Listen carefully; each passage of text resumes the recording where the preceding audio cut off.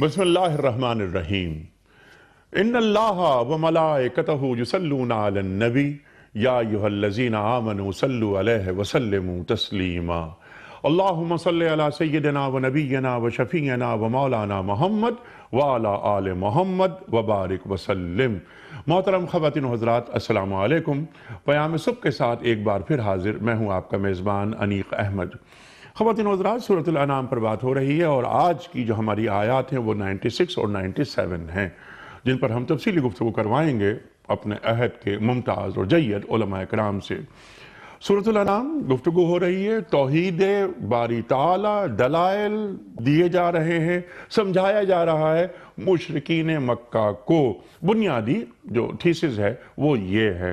रफ्ता रफ्ता बात आगे बढ़ रही है। कल जो हमने बात की थी वो बात ये थी कि अल्लाह ताला फरमा रहा है कि इन्नल्लाह फालिकुल हब्बे वन नवा। अल्लाह है कि जो दाने और गुठली को फाड़ता है। अल्लाहु अकबर। ख़वातीन व हज़रात, बताया गया कि ये जो एक बीज डलता है और बीज जब डलता है तो ज़मीन का सीना चीर कर वो बीज कोंपल निकालता है, फिर वो तनावर दरख्त बन जाता है और गुठली हम डालते हैं और गुठली दरख्त बन जाती है। इस पर कल बहुत सारी गुफ्तगू हुई। अल्लाह क्या करता है कि जिंदा से मुर्दा निकालता है और मुर्दे से जिंदा को खारिज करता है। अल्लाहु अकबर। कल इस पर बहुत तफसीली गुफ्तगू फरमाई डॉक्टर सरफराज अहमद आबान साहब ने, और क्या क्या कैसे कैसे निकात सामने आए। एक नुक्ता जो बहुत अहम, बहुत से निकात आए, उसमें से ये भी था कि मुर्दा अक़वाम में से कुछ कौमों को जिंदा किया जाता है। हक शुरू में तो बहुत कमज़ोर होता है, लेकिन जब ये हक फिर आता है, अपनी तमाम तर क़ुव्वत के साथ जगह बनाता है, तो फिर कुल जाल हक़्क़ु व ज़हक़ल बातिल इन्नल बातिल काना ज़हूक़ा तक बात पहुँचती है।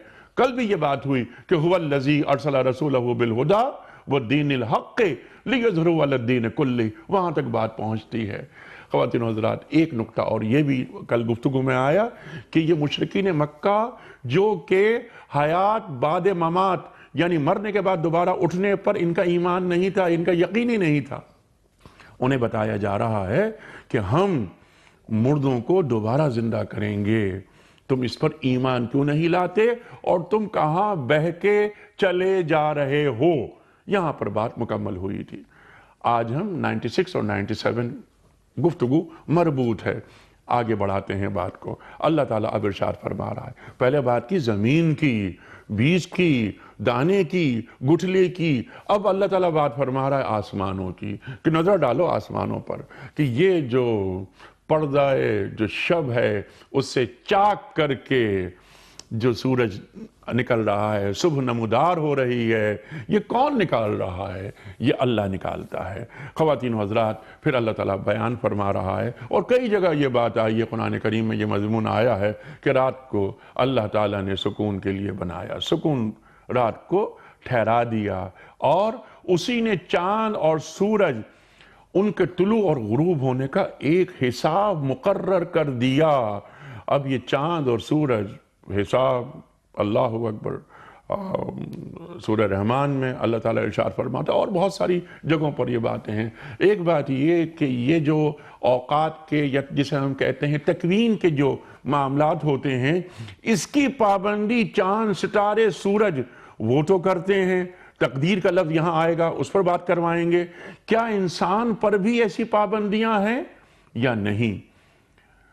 अब बस है शिकवाए तकदीर यज़दा, तू खुद तकदीर यज़दा क्यों नहीं है? इकबाल फरमाते हैं। तो यहाँ पर चांद और सूरज उनको लेकर आएंगे गुफ्तगू में हम कि वो कौन सी तकदीर के पाबंद हैं जिस तकदीर का पाबंद इंसान नहीं होता।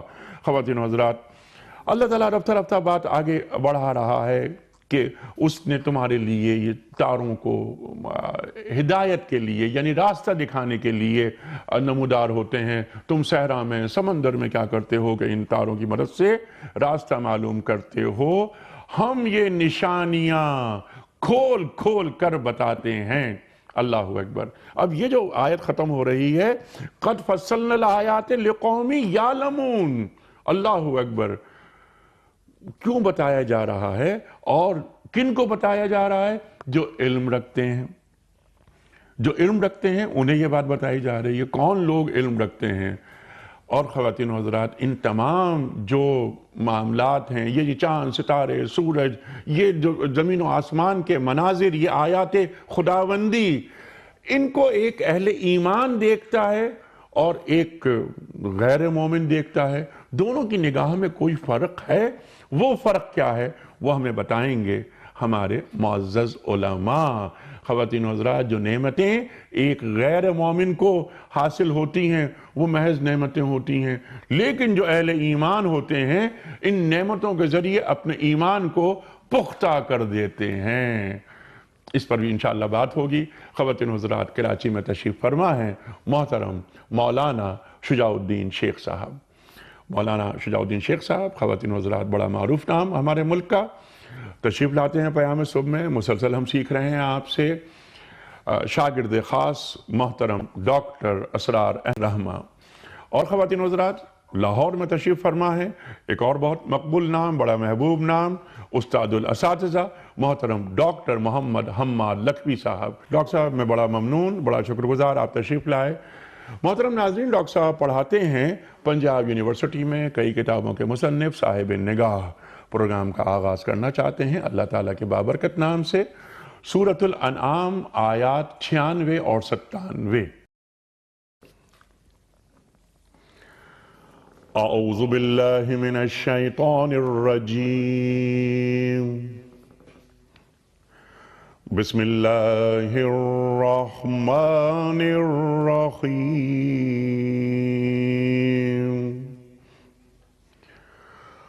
فالق الإصباح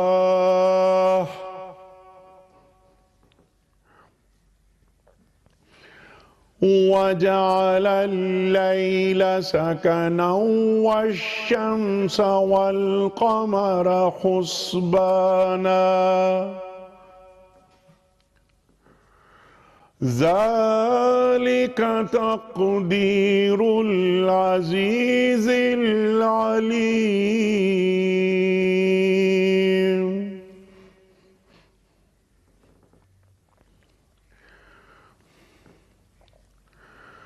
وهو الذي جعل لكم النجوم لتهتدوا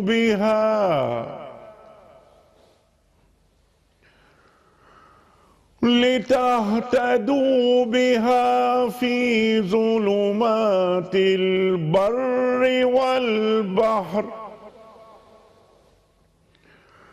قد فصلنا الآيات لقوم يعلمون۔ صدق اللہ العظیم۔ اللہ تعالیٰ ارشاد فرماتا ہے کہ پردہ شب کو چاک کر کے وہی صبح نکالتا ہے، اسی نے رات کو سکون کا وقت بنایا ہے، اسی نے چاند اور ستارے کے طلوع اور غروب کا حساب مقرر کیا ہے۔ یہ سب اسی زبردست قدرت اور علم رکھنے والے کے ٹھہرائے ہوئے اندازے ہیں، اور وہی ہے جس نے تمہارے لیے تاروں کو صحرا اور سمندر کی تاریکیوں میں راستہ معلوم کرنے کا ذریعہ بنایا۔ دیکھو، ہم نے نشانیاں کھول کھول کر بیان کر دی ہیں ان لوگوں کے لیے جو علم رکھتے ہیں۔ صدق اللہ العظیم۔ خواتین و حضرات، محترم ڈاکٹر حماد لکھوی صاحب کی خدمت میں رکھتے ہیں پہلا سوال آج کے پروگرام کے حوالے سے۔ اس سے قبل کل کے پوچھے گئے سوال کا درست جواب، اور آج کا سوال، کل کا سوال یہ تھا کہ قرآن کریم میں پہلا سجدہ تلاوت کون سے پارے میں ہے؟ درست جواب 9ویں پارے میں۔ آج کا سوال نوٹ فرما لیجئے۔ سرکار دو عالم صلی اللہ علیہ وآلہ وسلم نے انبیاء اکرام کی امامت کہاں کروائی تھی؟ 3 آپشنز، مسجد اقصی میں، یا مسجد نبوی صلی اللہ علیہ وآلہ وسلم میں، یا مسجد قباء میں۔ جو درست جواب آپ سمجھتے ہوں روانہ فرمائیے۔ ہمارے فون نمبرز ہیں 009221343000980، ہمارا دوسرا فون نمبر ہے 009221345 2709. ہمارا ای میل ایڈریس ps@duniatv.tv. ہمارا SMS کا نمبر 3031. محترم ڈاکٹر صاحب آپ کی خدمت میں رکھتے ہیں آج کی آیات کے حوالے سے پہلا سوال. اب یہاں پہلے بھی فالق کی بات ہوئی، پھر یہاں فالق کی بات ہو رہی ہے، وہاں بات ہو رہی ہے بیج، دانہ، گٹھلی، اس کا ذکر ہو رہا ہے. یہاں پر صبح کو نمودار کر رہا ہے اللہ.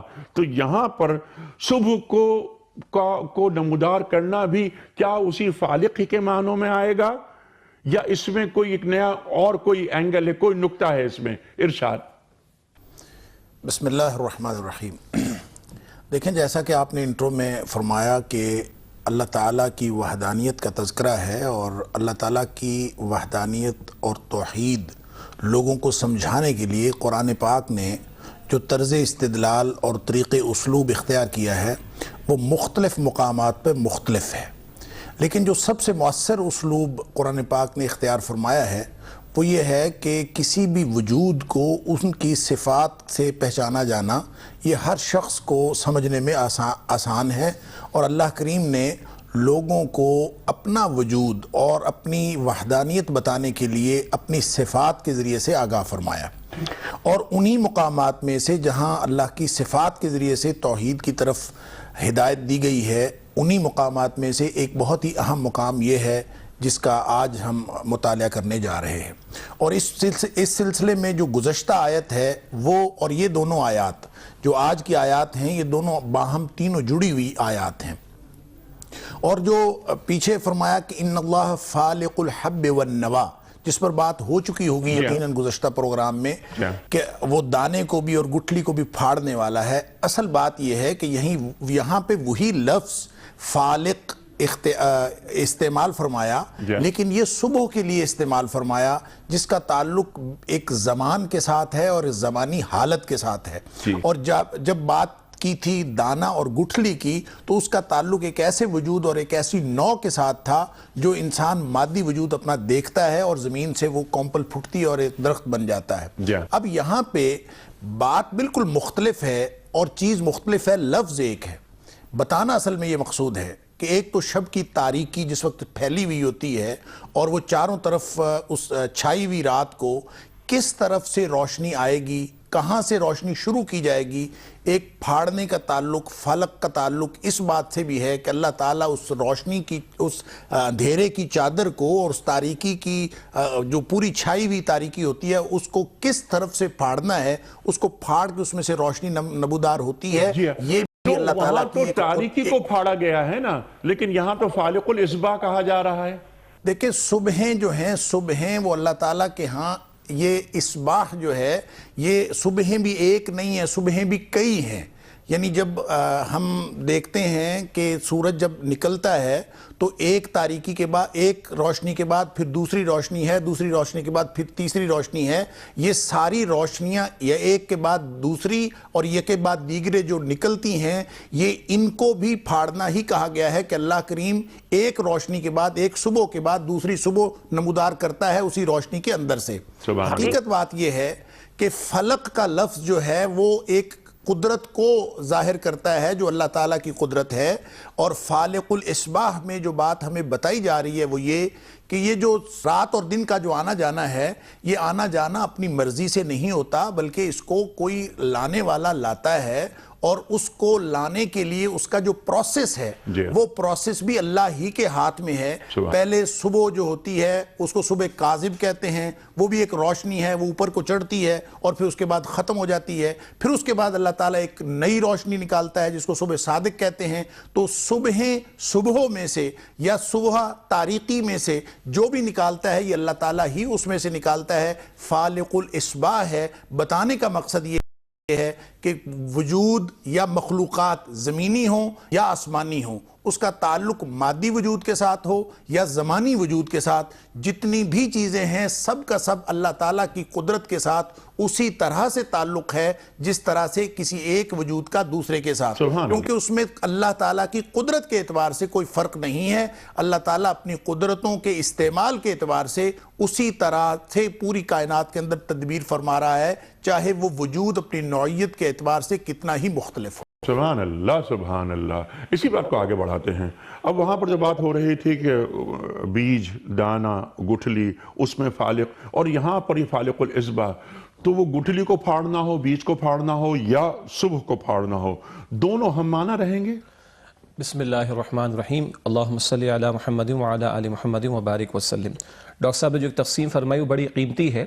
ایک ہے کسی مادی وجود کے پھاڑنے کا تصور، ٹھیک، اور ایک ہے زمانی اعتبار سے کسی کے پھاڑنے کا تصور. ٹھیک. اگر اس کو اب اس طرح لے کہ رات کی تاریکی کا پردہ چھایا ہوا ہے اور اس کو پھاڑ کر اللہ سبحانہ وتعالی دن کی روشنی عطا فرماتا ہے، تو اب بات میرا خیال ہے کہ نسبتاً آسان ہے کہ رات کی وہ تاریکی کا پردہ جو تنا ہوا ہے وہ خود اپنی جگہ اللہ کی قدرت کی ایک بہت بڑی نشانی، جیسے قرآن سورہ قصص میں ہمیں کہتا ہے اگر اللہ سبحانہ وتعالی ہمیشہ ہمیشہ کے لیے تم پر رات کو طاری فرما دے تو بتاؤ کون ہے جو تمہیں دن کی روشنی عطا کرنے والا ہوگا. البتہ اس پھاڑنے میں اگر ہم جائیں، ادھر گٹھلی کا پھٹنا تو درخت تک بات پہنچے گی، ادھر بیج کا پھٹنا تو کوپل کا نکلنا، بالوں کا نکلنا، دانوں کا نکلنا. گویا اس پھٹنے کے عمل میں ایک ترقی ہے، اس پھٹنے کے عمل میں ایک پروڈکٹیوٹی ہے، اس پھٹنے کے عمل میں ایک افادہ یا فوائد ہے جو بندوں کو اللہ نے عطا فرمائے. اب یہ رات کی تاریکی کا پھاڑنا کیا ہے؟ وہ رات جس کے بارے میں آگے ذکر آ رہا ہے کہ وَجَعَلَ اللَّيْلَ سَكَنًا، اس پر ہم بات کریں گے علیحدہ سے کہ اس کو تمہیں اللہ نے سکون کا ذریعہ بنایا ہے. اس کو پھاڑ کر کیا ہو رہا ہے؟ وہ پروڈکٹیوٹی کیا ہے؟ وہ فوائد کیا ہے؟ وہ جو دن بھر تم تھکے ہارے آئے تھے اور تمہاری مشقتیں تھیں، تمہاری توانائیاں صرف ہو گئی تھیں، اللہ سبحانہ وتعالی ایک وقتی پردے میں تمہیں لے جاتا ہے تاکہ تم آرام کر سکو، تمہاری توانائی بحال ہو سکے، اور پھر دن کی روشنی جب نمودار ہو، وہی رات کی تاریکی کا پردہ چاک کر کے جب وہ دن کی روشنی جس کو معاشا وجعلنا النہار معاشا قرآن کہتا ہے، دن کو روشن بنایا معاش کے لیے، تاکہ اب وہ جو پروڈکٹیوٹی نسل انسانی کے لیے ضروری ہے، وہ کاروباری زندگی ہے، وہ معاملات زندگی ہیں، وہ لین دین کا معاملہ ہے، یہ وہ پروڈکٹیوٹی ہے جو اس پھاڑنے کے نتیجے میں روزانہ کی بنیاد پر اللہ تمہیں عطا فرما رہا ہے. یعنی اللہ تمہیں عطا فرما رہا ہے. یہ بڑی اہم بات مشرکین سے مخاطبت ہو رہی ہے کہ یہ دنیا یوں ہی الٹپ نہیں بنا دی گئی ہے، یہ باقاعدہ ایک منصوبہ ساز ہے. یہ دنیا ایک کباڑیے کی دکان نہیں ہے، الٹپ نہیں ہے، الٹپ نہیں ہے، یہ بلکہ اس ڈیزائن کے اندر پوری حکمت ہے. اور بار بار قرآن دعوت دیتا ہے غور و فکر کی. سورہ آل عمران کے آخر میں آئی آیت نمبر 190 ان فی خلق السماوات والارض واختلاف اللیل والنہار لآیات لأولی الالباب، بے شک آسمان و زمین کی تخلیق میں اور رات دن کے بدلنے میں اولو الالباب عقل مندوں کے لیے نشانیاں ہیں. الذین یذکرون اللہ قیاما وقعودا وعلی جنوبہم ویتفکرون فی خلق السماوات والارض ربنا ما خلقت ھذا باطلا سبحانک فقنا عذاب النار. کھڑے بیٹھے اور کروٹوں پر اپنے رب کو اللہ کو یاد کرتے، زمین و آسمان کی تخلیق میں غور و فکر کرتے اور پہنچتے اس نقطے پر کہ یہ سب بے مقصد نہیں. ربنا ما خلقت ھذا باطلا، اے ہمارے رب تو یہ سب کچھ عبث اور بیکار پیدا نہیں کیا. سبحانک، تو اس بات سے پاک ہے کہ بغیر مقصد کسی شے کو پیدا کرے. تو جب یہ ساری کائنات با مقصد ہے تو فقنا عذاب النار، ہمیں بھی آگ کے عذاب سے بچا لے کہ ہماری تخلیق بھی با مقصد ہے، بے مقصد نہیں. سبحان اللہ سبحان اللہ. زندگی کا مقصد جی یہ ہے کہ زندگی آمد برائے بندگی، زندگی بے بندگی شرمندگی. اب وہاں تک بات انشاءاللہ لے کر آئیں گے. اور مشرکین مکہ اس کے اولین مخاطب ہیں. انہیں بتایا جا رہا ہے کہ دیکھیں یہ تمام جو کارخانہ قدرت ہے یہ عبث نہیں ہے. یہ آپ نے بھی ربنا ما خلقت ھذا باطلا کی آپ نے بات فرمائی. سبحان اللہ سبحان اللہ. ایک چھوٹی سی بات، آپ نے فرمایا کہ مشرکین اولین مخاطبین ہیں اس کے. گویا کہ مشرکین وہ تھے جو اللہ کو مانتے تھے، ورنہ ان دلائل میں تو ایک ایتھیسٹ سے بھی گفتگو ہو رہی ہے، اللہ کو نہ ماننے والے سے بھی گفتگو ہو رہی ہے. لیکن اولین مخاطبین تو مشرکین ہیں جنہیں بتایا جا رہا ہے جن دیوی دیوتاؤں کی پوجا پاٹ تم کرتے ہو، اپنے ہاتھ سے بنائے ہوئے معبود جو تم نے کھڑے کر رکھے ہیں، ان میں سے کون ہے جو گٹھلی کو پھاڑنے والا ہو، کون ہے جو دانے کو پھاڑنے والا ہو، کون ہے جو رات کی تاریکی کے پردے کو چاک کرنے والا ہو، کون ہے جو تمہیں سکون کے لیے رات کی تنہائی عطا کرنے والا ہو، کون ہے جو تمہیں معاش کے لیے دن کی روشنی عطا کرنے والا ہو. ان مشرکین کے شرکیہ عقائد کا بھی گویا رد ہو رہا ہے. تو دوسری طرف ایک ایتھیسٹ کے لیے بھی دلائل توحید پیش کیے جا رہے ہیں. سبحان اللہ سبحان اللہ. آپ نے تو دو بہت اہم عنوانات متعارف کروا دیے. مشرکین مکہ ان سے مخاطبت ہو رہی ہے, انہیں بتایا جا رہا ہے وہ تو جیسا آپ نے فرمایا اور وجہ فرمایا, وہ تو اللہ کو مانتے تھے, صفات میں شریک کر دیتے تھے. بلکہ وہ یہاں تک آگے آئے گی انشاءاللہ بات کہ چاند کس نے بنایا؟ اللہ نے بنایا. سورج کس نے بنایا؟ اللہ نے بنایا. تارے کس نے بنایا؟ اللہ تعالیٰ نے بنائے. لیکن یہ جو روزی ہے یا اور جو معاملات ہیں ہمارے, وہ دیوی دیوتا جو وہ ہمیں دے رہے ہیں. ایک بات تو آپ نے یہ مشرکین, پھر ملحد جو ایتھیسٹ ہیں انہیں یہاں پر جو بات ہو رہی قد فصلنا الآیات لقوم یعلمون, میں تو تیسرا نقطہ اس میں سے یہ نکالتا ہوں کہ جو اہل ایمان ہیں ان کے لیے بھی یہ بات ہے کہ تم یہ اندھے بہروں کی طرح چاند, ستارے, سورج ان کو نہ دیکھو, بلکہ اس سے اللہ تعالیٰ کی معرفت حاصل کرو. میں نے انٹرو میں ڈاکٹر صاحب ایک بات کہنے کی کوشش کی تھی کہ یہ بڑی بڑی نعمتیں ہیں جو اللہ تعالیٰ ہمیں نواز رہا ہے جن سے. ایک غیر مومن جب ان نعمتوں کو دیکھتا ہے استعمال کر لیتا ہے, لیکن اہل ایمان کی نگاہ کچھ اور ہونی چاہیے. جب وہ نگاہ ڈالے اس بات پر تو اس کا ایمان مزید پختہ ہو. جب پھوار پڑ رہی ہو, جب خوبصورت پھول ہم دیکھ رہے ہیں, کوئی جھرنا بہ رہا ہے, کوئی آبشار گر رہی ہے, ہم فل مون دیکھ رہے ہیں, تو معلوم ہو کہ یا اللہ تو کتنا خوبصورت ہوگا, تو کتنا جمیل ہوگا.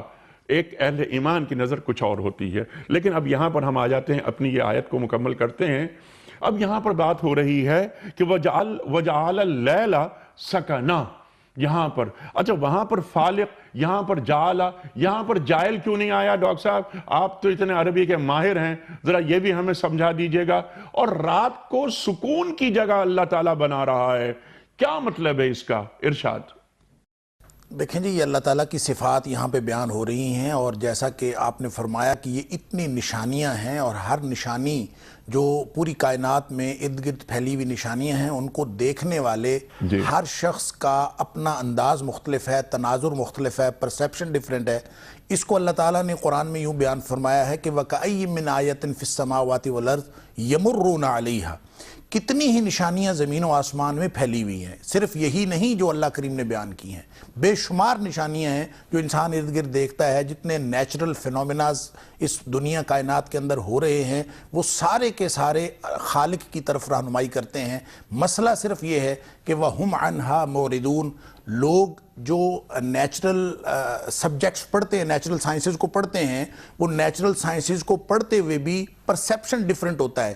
فزکس, کیمسٹری, میتھمیٹکس یا جتنی بھی بیسک اور نیچرل سائنسز ہیں, وہ انیک صاحب کوئی بھی سائنس خود سے نہ مسلمان ہوتی ہے نہ کافر ہوتی ہے, بلکہ اس کو جو پڑھنے والا جو اپنے جس پرسیپشن کے ساتھ پڑھتا ہے وہ اس کو مسلمان یا کافر بناتا ہے. لہٰذا یہ علوم اپنے اندر کوئی مذہب نہیں رکھتے, لیکن جب پڑھنے والا ایک خاص مذہب کے تناظر میں دیکھتا ہے تو اس کو وہ اس میں ہر ایک میں خالق نظر آنا شروع ہو جاتا ہے. جب کوئی پڑھنے والا اس کو مادیت کے تناظر میں دیکھتا ہے تو اس کو مادیت کے دلائل اس میں سے ملنا شروع ہو جاتے ہیں. اسی لیے اللہ کریم فرماتے ہیں وَكَأَيٍّ مِّنْ آیَةٍ فِي السَّمَاوَاتِ وَالْأَرْضِ يَمُرُّونَ عَلَيْهَا, لوگ اس کو دیکھتے ہیں وَهُمْ عَنْهَا مُعْرِضُونَ, لیکن لوگ توجہ نہیں کرتے. جو اللہ نے انسان کے وجود کے اندر صلاحیتیں رکھی ہوئی ہیں, انسان کو جو کچھ اللہ تعالیٰ نے قابلیت دی ہے غور و تفکر کی, وہ جس جہاں شجاع الدین شیخ صاحب نے سورہ آل عمران کی آیت پڑھی کہ اِنَّ فِي ذَلِكَ لَآیَاتٍ لِأُولِي الْأَلْبَابِ, جو عقل والے عقل کو استعمال کرتے ہیں ان کو ہر بات میں اور ہر نشانی میں اللہ کی قدرت کا پتہ ملتا ہے,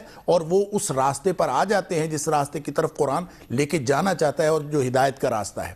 اور جہاں تک بات ہے فالق الاسباح اور جعل اللیل ساکنن, ان دونوں باتوں میں ایک بات کا فرق ہے. جہاں کہیں بھی اسم الفاعل ذکر ہوتا ہے اور جہاں کہیں فعل ذکر ہوتا ہے, ان دونوں میں یہ فرق بہرحال اہل علم نے ملحوظ رکھا ہے کہ جہاں اسم الفاعل ہوتا ہے وہاں صرف صدور فعل مراد نہیں ہوتا, بلکہ صدور فعل کے ساتھ ساتھ یعنی فعل کا کرنا جو اس کرنے والے کے ساتھ فاعل کے ساتھ منصوب ہے، اس کے ساتھ ساتھ اس کی قدرت اور طاقت کا اظہار اس کے اندر مقصود ہوتا ہے کہ وہ یہ طاقت رکھتا ہے.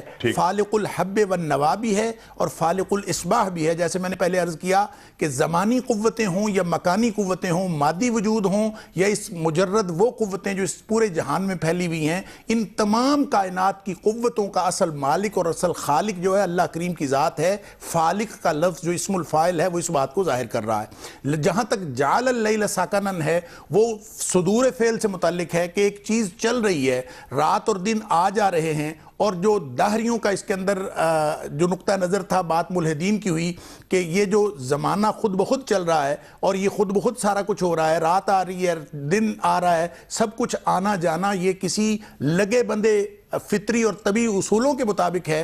ان کو اصل میں یہ بتایا جا رہا ہے، بات مشرکین کی بھی ہے، بات ملحدین کی بھی ہے اور بات طبیعیین کی بھی ہے کہ تم اس بات کو سمجھو کہ یہ جو رات آئی ہے یا دن آیا ہے یہ اپنی مرضی سے نہیں آیا بلکہ اس کو بھی لانے والا ہے. اور پھر جب فالق الاصباح کہا تو چونکہ پازیٹیو بات ہے اصباح اور رات اور تاریکی نیگیٹو بات ہے، تو کسی کے دل میں یہ نہ بات جائے کہ جو فالق الاصباح ہے، صبح کو پھاڑ کے لانے والا، تاریکی ختم کر کے، وہ جو رات آئی تھی وہ کوئی اپنی مرضی سے آئی تھی یا اس کے اندر کوئی نیگیٹیوٹی ہے.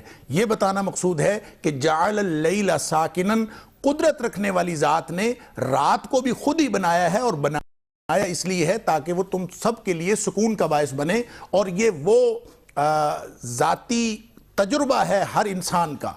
رات کو سکون حاصل کرنا اور راحت حاصل کرنا یہ ہر شخص کا وہ ذاتی تجربہ ہے کہ کوئی بھی شخص اگر اپنے ذاتی تجربے کی کو مد نظر رکھتے ہوئے اس کی روشنی میں بھی دیکھے تو اس کو خالق کا پتہ چلتا ہے کہ وہ خالق جو میرا پیدا کرنے والا میری فطرت کو جانتا ہے، اس نے میرا یہ ٹائم سائیکل بھی بنایا ہے. اور اس ٹائم سائیکل میں جہاں پہ نیند فٹ ہوتی تھی، جہاں پہ مجھے رات کی ضرورت تھی، جہاں پہ مجھے سکون کی ضرورت تھی وہاں رات بنا دی ہے، جہاں مجھے اندھیرے کی ضرورت تھی مجھے اندھیرا دے دیا ہے، جہاں مجھے روشنی کی ضرورت تھی مجھے روشنی دے دی ہے. تو تاریکی بھی اپنی مرضی سے نہیں آئی بلکہ بنانے والے وہ جو فالق الاصباح ہے اسی ذات نے اپنی قدرت اور اپنی طاقت کے مطابق اور انسان کی فطرت کو اس کو کے مطابق اس کو سہولت دینے کے لیے اس اللہ کریم نے یہ رات بھی انسانوں کے سکون کے لیے بنائی.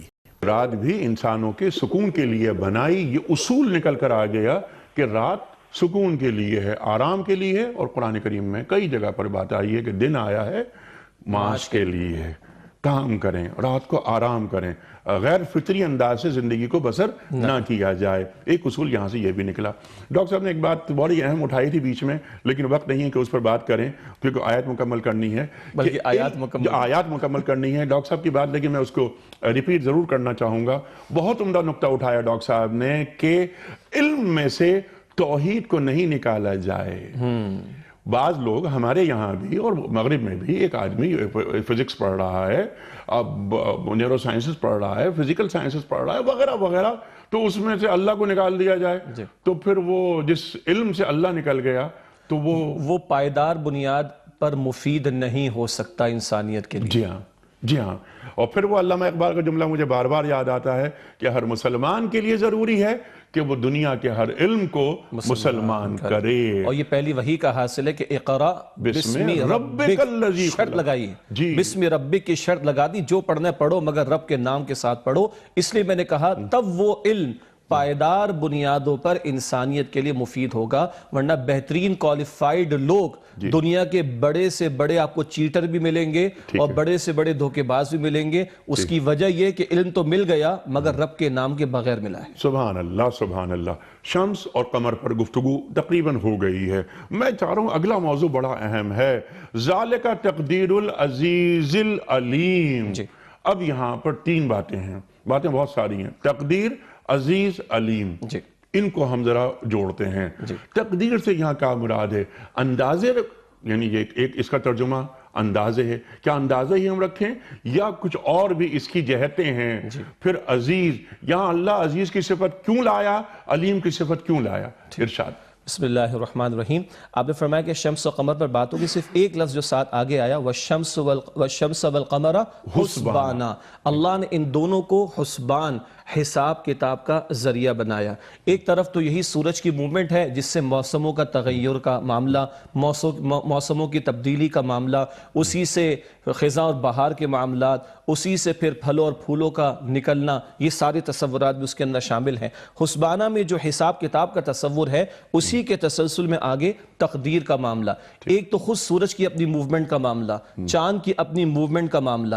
آج قرآن کہہ رہے ہیں کہ کل فی فلک یسبحون، ہر شے اپنے آربٹ کے اندر موو کر رہی ہے، مگر کل کے بارے میں قرآن کہتا ہے، یہ کل کی نیوز ہیں جو قرآن نے بریک کر رکھی ہیں، سورہ قیامہ میں ہے وَجُمِعَ الشَّمْسُ وَالْقَمَرُ، یہ سورج اور چاند کو ملا دیا جائے گا اس قیامت کے موقع پر۔ گویا آج جو ان کی موومنٹ ہے وہ اللہ کے علم کامل کی بنیاد پر متعین ہے۔ آج اگر زمین سورج سے دور ہے تو ایک مناسب فاصلے پر ہے، 1% قریب ہو جائے تو بھٹی بن جائے۔ اسی طریقے پر سورج کی موومنٹ، چاند کی موومنٹ کیوں اللہ کے پیغمبر کی سنت میں بتایا گیا، جب سورج گرہن کا معاملہ ہو، چاند گرہن کا معاملہ ہو تو نماز کا اہتمام کرو، استغفار کا اہتمام کرو، دعا کا اہتمام کرو۔ زمین والوں کے لیے بڑا بھاری معاملہ ہوا کرتا ہے، تو یہ موومنٹ الٹ اپ نہیں ہے، یعنی خود سورج کا اپنا چلنا، چاند کا اپنا چلنا، یہ بھی اللہ کی علم کامل کی بنیاد پر ایک تقدیر ہے جو اللہ نے مقدر کر دیا۔ پھر ہمارے معاملات ہیں، ہم سورج کے نظام کے اعتبار سے بھی شمسی کیلنڈر بناتے ہیں، ہم چاند کے اعتبار سے بھی قمری کیلنڈر بناتے ہیں، پھر شریعت کے بہت سارے احکامات وہ قمری کیلنڈر کی بنیاد پر طے ہوتے ہیں۔ اس کی بھی ایک حکمت مختصراً میں عرض کر دوں، وہ یہ ہے کہ ہر موسم میں بندہ مومن اللہ کی اطاعت کا خوگر رہے۔ یہ شمسی کیلنڈر میں ممکن نہیں کہ ہم نے جنوری میں رمضان فکس کر دیے ہوتے یا دسمبر میں رمضان کے فکس ہو گئے ہوتے، نہیں، بلکہ اللہ اپنے پیغمبر علیہ السلام کے ذریعے قمری کیلنڈر کو فالو کرنا بتایا شریعت کے بہت سارے احکامات میں۔ رمضان کا آغاز، رمضان کا اختتام، عید الفطر کا تعین، عید الاضحیٰ کا تعین، حج کے مہینوں کا تعین، حج کے ایام کا تعین، زکوٰۃ کے اعتبار سے تعین وغیرہ وغیرہ۔ ہوگا کیا، کبھی شدید سردی میں رمضان ہوں گے اور کچھ عرصے کے بعد کبھی شدید گرمی کے اندر ہوں گے۔ گویا ہر موسم میں بندہ مومن جو ہے اللہ کی اطاعت کا وہ خوگر رہے گا۔ تو ایک سورج چاند کے لیے اپنا نظام جو اللہ نے متعین کیا، پھر ان کی موومنٹ سے ہمارے کیلنڈر جو ہم فالو کرتے جس میں اپنی حکمتیں، خاص طور پر قمری کیلنڈر کی اپنی حکمتیں، شمسی کیلنڈر کی اپنی حکمتیں۔ اب جو آپ نے فرمایا ذالک تقدیر، یہ سورج کا پورا نظام، یہ چاند کا پورا نظام۔ اچھا، ایک بات جو آپ نے انٹرو میں بیان فرمائی تھی کہ پچھلی آیت میں بیج اور گٹھلی کا بیان تھا، یہ مائکرو لیول پر اللہ کی قدرتوں کا ذکر تھا۔ اب آسمانوں کے اندر چلے جاؤ تو سورج اور چاند جیسے بڑے کرے ہیں، یہ میکرو، ایک درجے میں میکرو لیول پر اللہ کی قدرتوں کو بیان۔ اس سے آگے جائیں تو بات طویل ہو جائے گی، پھر وہ گیلیکسیز اور ان کے اپنے سولر سسٹم، یہ تو بہت ہی طویل سلسلہ ہو جائے گا۔ یہ سارا موومنٹ کا نظام اور اس نظام سے تمہارا اپنے معاملات کو متعین کرنا، یہ سب اللہ کی تقدیر کے مطابق ہے۔ ترجمہ کر دیا جاتا ہے اندازہ، جبکہ ہماری زبان میں اندازے میں تکے لگانے کو بھی کہتے ہیں، ایک گیس کرنے کو بھی کہتے ہیں۔ یہ اس معنی میں نہیں ہے، یہ پورا ڈیزائن ہے جو سورج کی موومنٹ میں، یہ پورا ڈیزائن ہے، پر حکمت ہے جو رب کائنات نے متعین کیا۔ کون رب کائنات؟ العزیز، کل غلبہ رکھنے والا، کل اختیار رکھنے والا۔ اس کے اذن کے بغیر سورج بھی حرکت نہیں کر سکتا، اس کے اذن کے بغیر چاند بھی حرکت نہیں کر سکتا۔ سورہ یاسین میں بتا دیا گیا، نہ سورج پہلے آ سکتا ہے، نہ چاند پہلے آ سکتا ہے، نہ یہ رات پہلے آ سکتی، نہ دن پہلے آ سکتا ہے۔ وہ العزیز ہے جس کے اذن کے بغیر کچھ نہیں ہوتا۔ العلیم بھی ہے، ایسے نہیں اس نے کرے بنا دیے، ایسے نہیں یہ پلانٹس اس نے بنا دیے، نہیں، پوری اس ڈیزائن کے اندر حکمتیں در حکمتیں ہیں، اور وہ ذات ہے جو العلیم ہے، کل علم رکھنے والا ہے کہ یہ سورج کی رفتار کیا ہوگی، یہ چاند کی رفتار کیا ہوگی، ان کا آنا جانا کیا ہوگا، یہ رات دن کا آنا جانا کیا ہوگا۔ وہ رات کی جو بات ہوئی، مفتی شفیع صاحب رحمۃ اللہ علیہ نے بڑی پیاری بات لکھی کہ اگر ہم انسانوں نے طے کرنا ہوتا کہ کب ہم نے آرام کرنا ہے، تو میرا تو جی چاہتا کہ صبح 9 بجے آرام کرو، آپ کا جی چاہتا کہ شام 4 بجے آرام کریں، سارا نظام الٹ اپ ہو جاتا، تلپٹ ہوتا۔ لیکن رب کائنات ایک طرف ہمارے دماغ کے سوئچ کو آف کرتا ہے رات میں۔ آپ نے کہا فطری نظام، جانور بھی رات میں نظر نہیں آئیں گے، چرند بھی رات میں نظر نہیں آئیں گے، پرند بھی رات میں نظر نہیں آئیں گے، یہ فطری نظام ہے۔ تو ایک طرف مخلوق کا سوئچ اللہ آف کرتا ہے، تو ایک طرف دنیا کے حصے کا سوئچ آف کر دیتا ہے۔ یہ بھی اس علیم ذات کہ علم کامل کی بنیاد پر وہ فیصلے ہیں، وہ اندازے ہیں، وہ ڈیزائن ہے جو رب کائنات نے متعین فرمایا۔ سبحان اللہ، سبحان اللہ۔ اس عزیز نے، اسی علیم نے تقدیر اس کو اندازہ کا نام لیجئے یا کوئی بھی نام لیجئے، وہ بنا دی یہ کائنات ایک باقاعدہ اور حکیمانہ منصوبہ سازی کے بعد۔ ما ترا فی خلق الرحمن من تفاوت، کوئی رخنا، کوئی ڈیفیکٹ، کوئی فلو رب کائنات کی کائنات میں تمہیں نظر نہیں آئے گا۔ سورہ ملک میں تفصیل۔ سبحان اللہ۔ ڈاکٹر صاحب اسی بات کو ذرا آگے بڑھاتے ہیں کہ ذرا آپ اس پر مزید ڈالیں روشنی۔ تقدیر، میں نے انٹرو میں ایک بات کہنے کی کوشش کی تھی کہ چاند، ستارے، سورج یہ تقدیر کے پابند ہوتے ہیں۔ ایک انسان کا بھی تعلق تقدیر سے ہوتا ہے۔ انسان کا جو رویہ اور تعلق تقدیر سے ہے، اور چاند ستاروں کا ایک تعلق ہے تقدیر سے، وہ ایک جس طرح فرمایا شجاع صاحب نے کہ ایک آربٹ میں گھوم رہے ہیں۔ دونوں کی تقدیروں میں یا دونوں کے عمل میں کوئی فرق رکھا ہے اللہ تعالیٰ نے؟ جی یہاں پہ ایک بات تو یہ سمجھنی چاہیے، تقدیر اور اللہ تعالیٰ کی دونوں صفات یہاں پہ بیان ہوئی ہیں العزیز اور العلیم کے حوالے سے، کہ جو مشرکین، جو اولین مخاطبین تھے، آپ نے فرمایا ان مشرکین میں سے بہت سارے مشرک ایسے تھے جو مظاہر پرست تھے، جو سورج اور چاند کی پرستش کرتے تھے، اور وہ یہ سمجھتے تھے کہ شاید جو روشنی سورج دیتا ہے اور تمازت فراہم کرتا ہے، اور اسی طرح جو رات کو چاند روشنی مہیا کرتا ہے، یہ دونوں شاید اپنے اندر وہ صلاحیت روشنی دینے کی اور تمازت دینے کی اپنے اندر صلاحیت رکھتے ہیں۔ ایک تو ان تمام مشرکین کا رد کیا گیا ہے کہ یہ سارے جو تمہاری خدمت پر لگے ہوئے ہیں، یہ اصل میں اللہ کریم کی قدرت کا نتیجہ ہے اور یہ اللہ تعالیٰ کا مقرر کیا ہوا نظام ہے۔ دوسری بات جو آپ نے فرمائی کہ تقدیر سے مراد وہ اللہ کا اندازہ ہے اور وہ اللہ کا مقرر کیا ہوا نظام ہے جو اللہ تعالیٰ نے پوری کائنات کے ہر وجود کے لیے کیا، جس کے لیے بخاری شریف کے اندر نبی اکرم صلی اللہ علیہ وسلم نے فرمایا کہ جب اللہ تعالیٰ نے کائنات پیدا فرمائی تو سب سے پہلے قلم پیدا فرمایا، اور قلم پیدا فرمانے کے بعد اس کو کہا لکھو۔ قلم نے کہا میں کیا لکھوں؟ تو نبی اکرم صلی اللہ علیہ وسلم فرماتے ہیں کہ اللہ تعالیٰ نے ارشاد فرمایا مقادیر کل شیء، ہر چیز کی تقدیر لکھو۔ تو اس کا مطلب یہ ہوا کہ ہر وجود کی تقدیر لکھی گئی ہے، اور یہ اسی کو جس کو ہم لوح محفوظ بھی کہتے ہیں، اور اس طرح کی جو نبی اکرم صلی اللہ علیہ وسلم نے جو ایمانیات کے حوالے سے ہمیں بتایا کہ والقدر خیرہ وشرہ من اللہ تعالی، اچھی اور بری تقدیر جو کچھ بھی اللہ نے لکھا ہے اس کے اوپر ایمان رکھنا۔ لیکن یہ جو تمام کائنات کا ہر وجود، اس کی جو تقدیر لکھی ہے اور جو انسانوں کی تقدیر لکھی ہے، ان دونوں میں فرق ہے۔ فرق یہ ہے، آپ کا سوال یہ تھا کہ اس میں کیا فرق ہے؟ فرق یہ ہے کہ سوائے انسان اور جنوں کے پوری کائنات کا کوئی ایک بھی وجود ایسا نہیں ہے جس کو صاحب اختیار بنایا ہو۔ سارے اللہ کی بندگی کر رہے ہیں، ساری کائنات اللہ کی بندگی کر رہی ہے۔ اللہ تعالیٰ سورہ نور میں فرماتا ہے اور مختلف مقامات پر لم تر ان اللہ یسبح له من فی السماوات والارض والطیر صافات، درمیان میں فضاؤں میں اڑنے والے پرندے، زمین کی مخلوق، آسمان کی مخلوق، سب اللہ کی تسبیح کر رہے ہیں۔ کل قد علم صلاتہ و تسبیحہ، سب نمازیں بھی پڑھتے ہیں اور تسبیح بھی بیان کرتے ہیں اللہ کی۔ فرق صرف یہ ہے کہ ان کی جو تسبیح ہے، ان کا جو کام ہے، وہ ان کو مشن دے دیا گیا ہے، وہ اس سے سر منہ انحراف کی طاقت نہیں رکھتے۔ انسان کو جو اللہ تعالیٰ نے اور جن کو جو شعور، غور و تفکر کی جو طاقت دی ہے، اس کے ساتھ اس کو یہ صلاحیت عطا فرمائی ہے کہ یہ اگر انحراف کرنا چاہے تو اس عبادت اور بندگی کے ٹریک سے، اس ہدایت کے راستے سے یہ انحراف کر سکتا ہے۔ لہٰذا اب انسان جو کچھ کرے گا یہ اپنا انجام خود ترتیب دیتا ہے اس اللہ کی دی ہوئی طاقت کے مطابق، جبکہ باقی سارے وجود جو ہیں، جتنے بھی ہم کوئی دیوار جہاں کھڑی ہے وہ کھڑی ہے، نباتات جو جس طرح سے پھوٹتے ہیں وہ اسی طرح سے پھوٹتے ہیں، کسی کے اندر کوئی تبدیلی نہیں۔ تبدیلی اگر ہے تو وہ صرف اور صرف انسان اور جنوں کے اندر ہے، اور ان کے اندر تبدیلی اسی تفکر اور اسی صلاحیت کی وجہ سے ہے جو اللہ تعالیٰ، اور اس اختیار کی وجہ سے ہے جو اللہ تعالیٰ نے انسانوں کو عطا فرمایا ہے۔ اور وہ اقبال کہتا ہے کہ تقدیر کے پابند نباتات و جمادات، مومن فقط احکام الہی کا ہے پابند۔ یہ اگر اس قانون کو مان لے جو قانون اللہ تعالیٰ نے ساتھ عطا فرما دیا کہ یہ اختیار تو ہے، یوں سمجھ لیجئے دو راستے تھے، ایک اللہ کی بندگی کا راستہ جس پر ساری کائنات چل رہی ہے، اور دوسرا اللہ کی بندگی سے انحراف کا راستہ جو نافرمانی کا راستہ ہے۔ اب باقی ساری کائنات تو نافرمانی اور انحراف کے راستے پر جا ہی نہیں سکتی، انہوں نے تو رہنا ہے ادھر ہی۔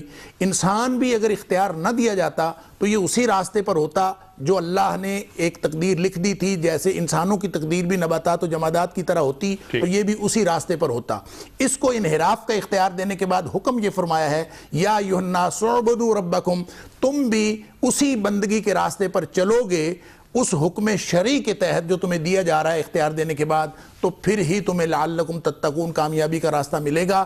اب انسانوں کی اور باقی سارے وجود کی جو موجودات ہیں کائنات کی، ان کی تقدیر میں فرق یہ ہے کہ ان کے ہاں وہ ایک لگے بندے سسٹم کے ساتھ منسلک ہیں، جبکہ انسان اپنی تقدیر خود بناتا ہے۔ اور جیسے اقبال نے کہا تھا، تیری دعا سے قضا تو بدل نہیں سکتی، مگر ہے اس سے یہ ممکن کہ تو بدل جائے۔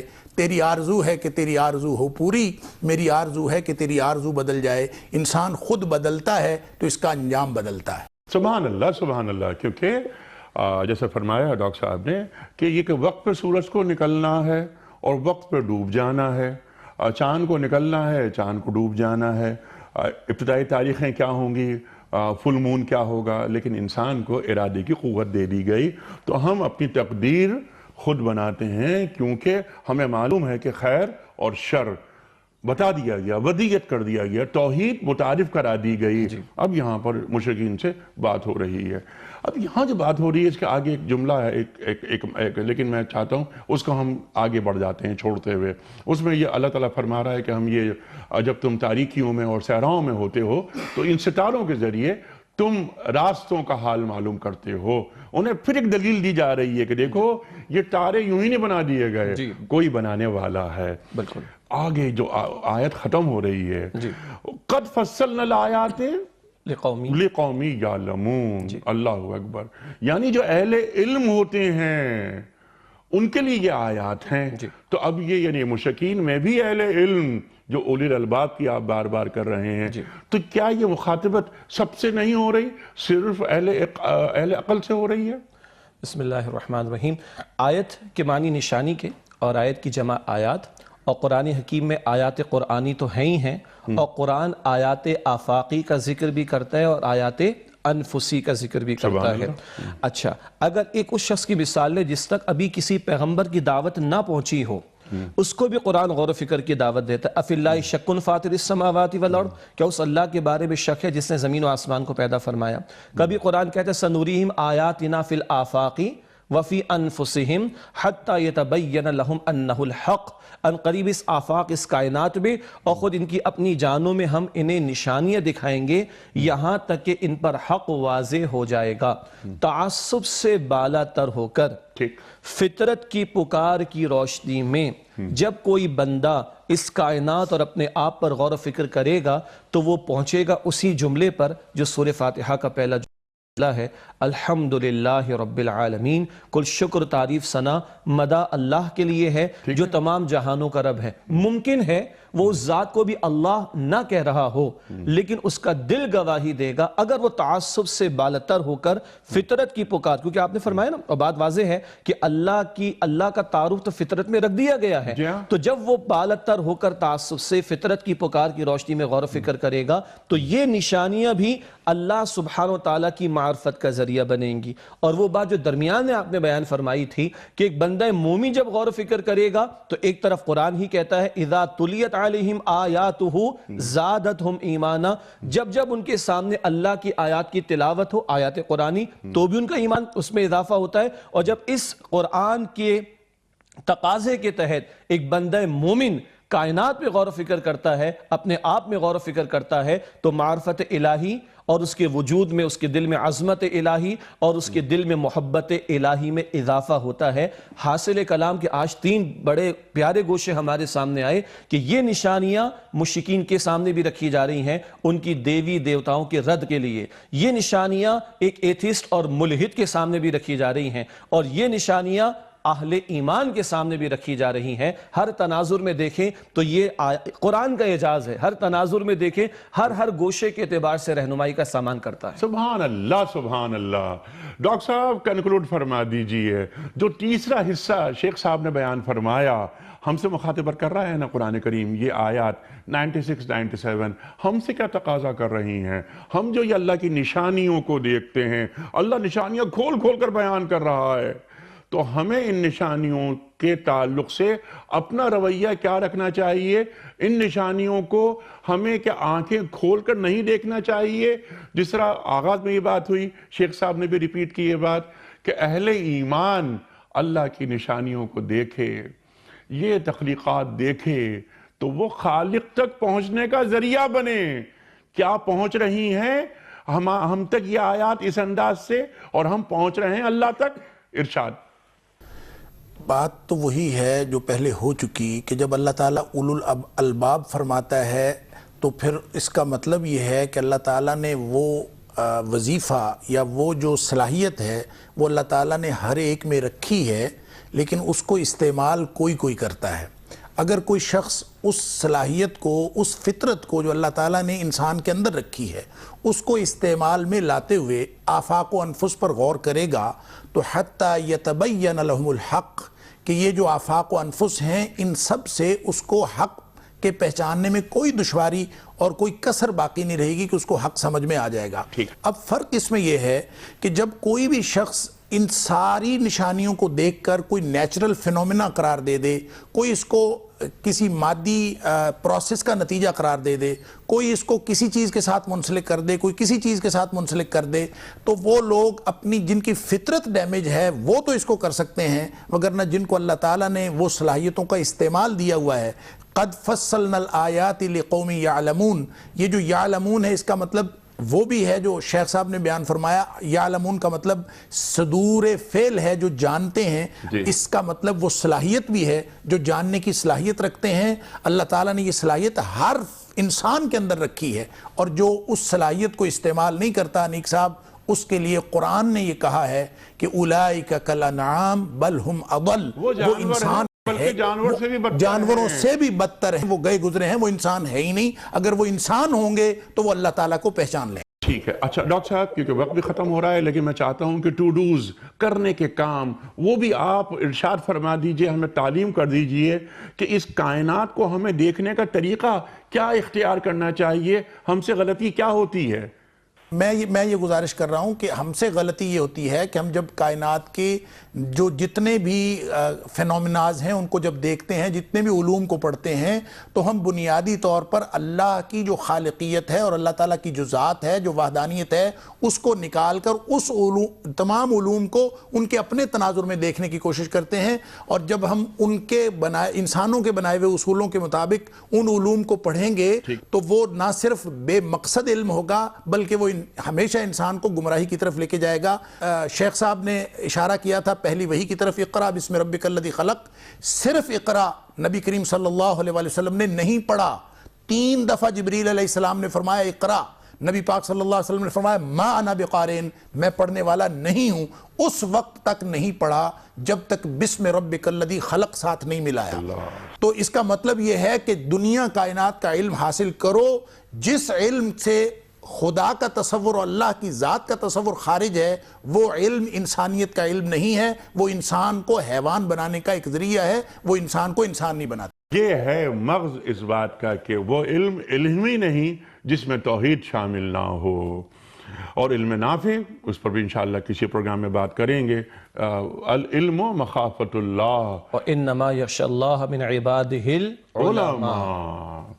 شیخ صاحب بڑا ممنون، ڈاکٹر صاحب آپ کا بڑا شکر گزار، آپ دونوں حضرات تشریف لائے اور آپ نے ہمیں بہت سارے نکات کھولے اور قرآن کریم سے ہمیں قریب کیا۔ کتنی اہم گفتگو عطا فرمائی، کس طرح کائنات کو ہمیں دیکھنا چاہیے، اور اس کائنات کے ان مناظر کو دیکھتے ہوئے اور ان کے ذریعے ہمیں اللہ تک پہنچنا ہے۔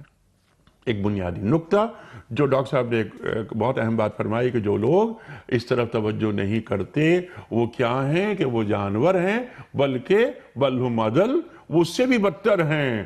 تو یہ اندھے بہروں کی طرح نہیں ٹوٹنا چاہیے اس کائنات کی جانب، بلکہ آنکھیں کھول کر دیکھنا چاہیے اس کائنات کو۔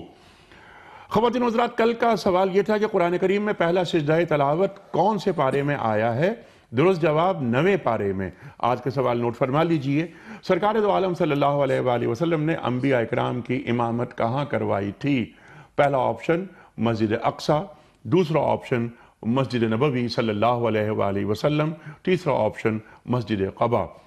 جو درست جواب آپ سمجھتے ہوں روانہ فرمائیے۔ ہمارے فون نمبرز ہیں 00922 343 00980، ہمارا دوسرا فون نمبر ہے 00922 345 27009، ہمارا ای میل ایڈریس ps@duniatv.tv، ہمارا SMS کا نمبر 3031۔ شیخ صاحب ذرا زحمت کیجئے کہ آج کے ونر کون ہیں، کن کی خدمت میں ہم پیش کر رہے ہیں کوئی اس کا صحیح جواب بتانے کے صلے میں دینی کتب پر مشتمل گفٹ ہیمپ پر۔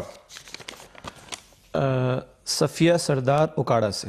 صفیہ سردار صاحبہ اوکاڑا سے آپ کی خدمت میں دنیا ٹی وی کی جانب سے کوئی اس کا صحیح جواب بتانے کے نتیجے میں گفٹ ہیمپ پر روانہ کر رہے ہیں ہم۔ دینی کتب پر مشتمل ہوتا ہے یہ۔